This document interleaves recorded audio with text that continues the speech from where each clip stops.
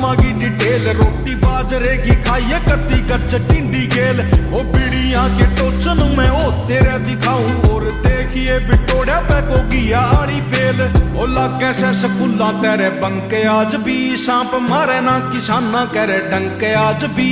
ओ सच्चे साधु बैठे मारे खेड़े और खाड़े में मंदिरा में बाजे मिठे संके आज भी तेरे पक्का मुंह में पानी आवेगा